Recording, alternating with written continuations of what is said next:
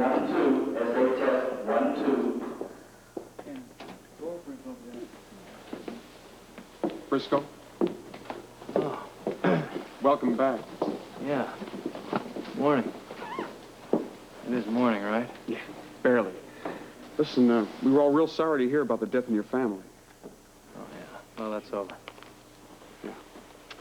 Well, have a good show. Yeah, thanks.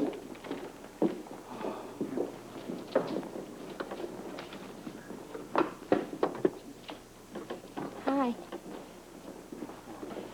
What are you doing here? It's good to see you, too. You looking for me? I checked the apartment twice yesterday and again this morning. I was beginning to think you'd taken up residence at the Bucket of Blood. Well, they do have a stool reserved there for me. From the looks of it, I'd say you've been using it frequently. Wouldn't want to hurt the bartender's feelings.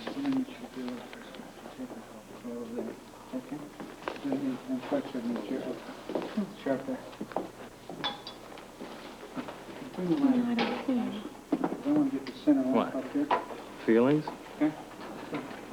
Demons, the ones you were wrestling with. It looks like you beat them. Call it a draw. Congratulations. No, don't congratulate me yet.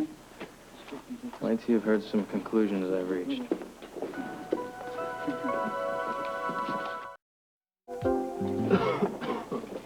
So that's the schedule for today's show. Well, that sounds great. You were planning to shave for it, weren't you? I hadn't really thought about it. I just hope makeup can do something about those dark circles under your eyes. Hey, baby, you don't like this look? I worked pretty hard to get it, you know. I don't want to hear about it. What you do away from the studio is your own business. Well, I couldn't agree more. So why don't you go do your business and I'll do mine? Yeah, well, just don't go away.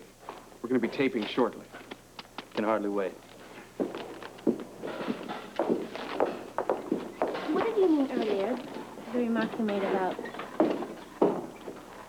some conclusions, ones that I wouldn't like? Would I ever do anything that you didn't like? You know better than that. What sort of conclusions would you decide? Well, I sat with some truckers last night, and I swapped beers and I swapped stories with them, and these guys are heavyweights, you know? They work coast to coast, like gypsies. Sounds like an awfully hard life. Hard? No, you see, I dig that kind of thing. Well, I practically joined them last night. That was the beer talking, not you. Yeah, well, I feel the same way this morning. And I'm stone sober. I'm hungover, but I'm sober. I'm glad to hear it. Talking to those truckers, you know, it kind of brought out old feelings inside of me. See, you don't know anything about me. You don't know what I feel in my heart. You don't know how I like to live. And those guys made me feel like I was missing something. You want to spend your life just traveling around with no roots or no family, no home? I can think of worse ways of growing up, yeah. I can't. What has gotten into you? Maybe I realized what I really want out of my life, huh? You knew that before. You started to have something for yourself. You were showing some ambition. Caught myself just in the nick of time, didn't I? There's nothing wrong with having ambition. Yeah, nothing that a night in a bar can't cure. There he is. Hello, Frisco. Hi. It's good to have you back. Well, I'd say the same thing, but I'd probably be lying to you. Yeah, I understand. Excuse me. I'm sorry to hear about your father. I know you probably don't feel like going back to work, but believe me, it's the best thing for you. Yeah, you gotta do something, huh? Exactly. Later today, you and I ought to get together and talk about the new show. Got big plans for you, Frisco. Well, I think you ought to cancel them. What? I'm not doing the new show. What? What? It's not in the cards. Oh, wait a minute. What are you talking about? I mean, why not? Something came up. I don't believe this. Look, I don't have time to discuss it now, but you sit tight. I'll be back.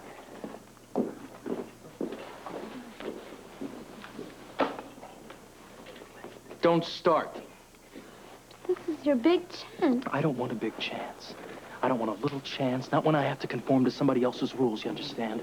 I want to do what I want to do with my own life.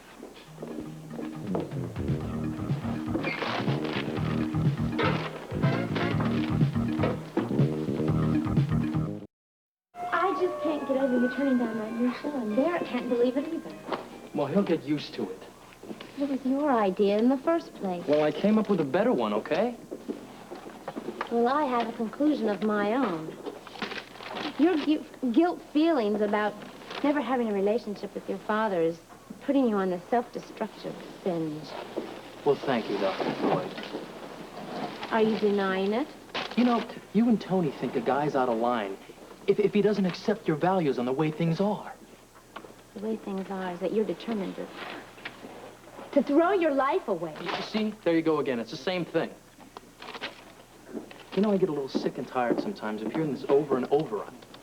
Sorry, I got tied up on the phone. No, it's no problem. We were just having a little friendly therapy session. What's up? Well, would you like to discuss this in my office? No. Want the good doctor to catch every word. Suit yourself. It's what I do best.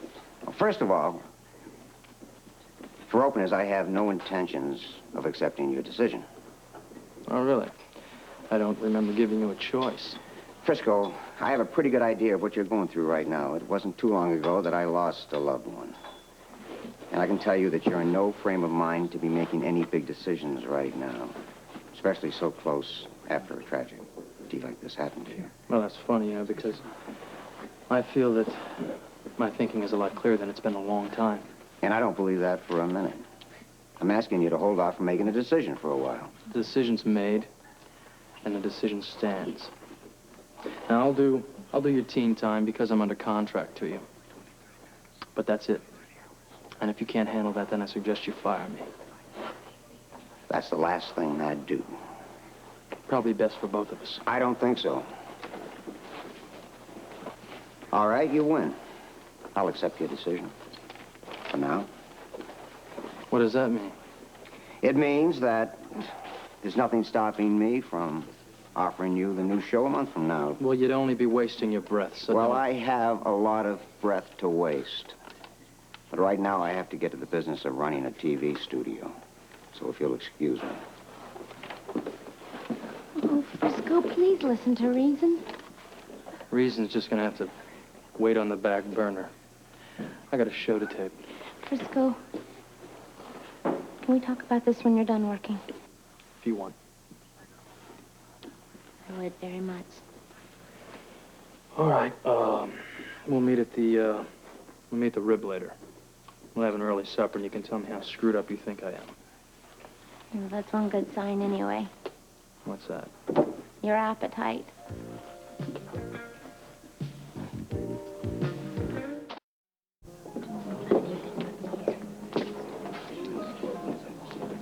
It's not just that you've changed.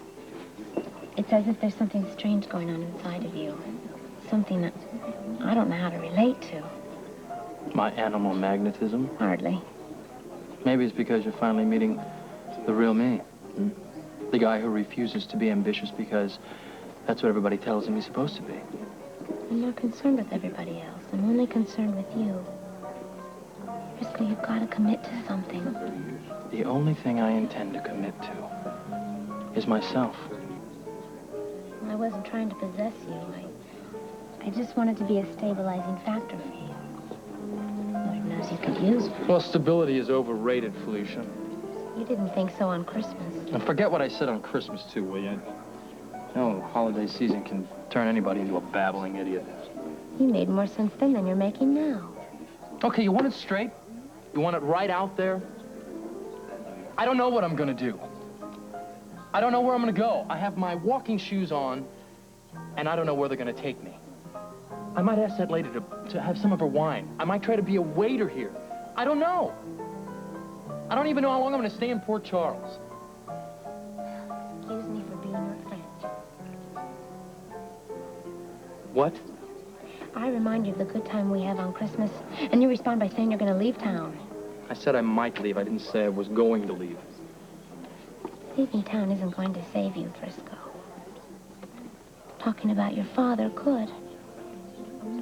You've got to get this off your chest. If you don't, you may spend the rest of your life alone.